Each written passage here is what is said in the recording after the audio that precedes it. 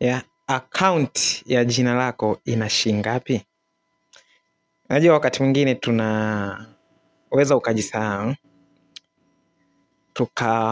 focus tukaweka mkazo sana kwenye napata shilingi ngapi, napata nini, na hata kwa gharama ya jina lako mwenyewe. Okay? Kwa sababu unahisi kwamba jina lako halijachangia au sifa zako hazijachangia katika kipato chako. Lakini mimi leo nataka nikukumbushe kwamba kuna akaunti aina mbili. Kuna akaunti hizi zinazoonekana ambazo ni labda M-Pesa, CRDB Bank, si wapi unakoweka pesa kabisa hivi. Lakini iko akaunti nyingine ambayo inaitwa jina lako. Jina lako. Wewe sijui unaitwa nani, lakini watu wanakujua kama nani.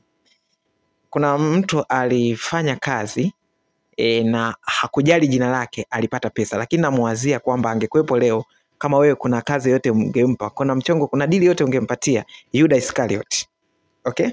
Kwa nini ni vigumu sana leo ukamwamini mtu anaitwa Yuda Iscariot akija leo alafu akaomba kazi kwako? Ni kwa sababu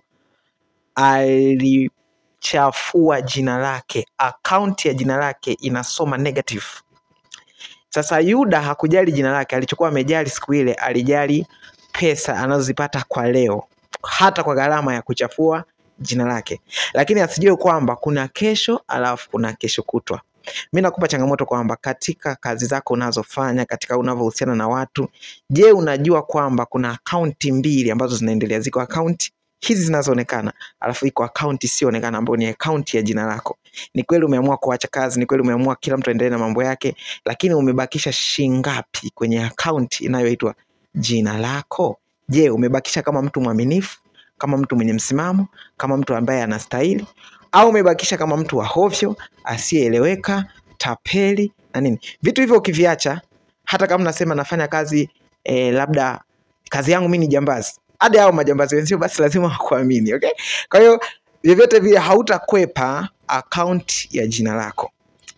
Angalia, ni kweli umeingiza pesa kwenye akaunti ya CRDB, lakini akaunti ya jina lako imebaki na shilingi ngapi? Mimi nakupa changamoto. Karibu.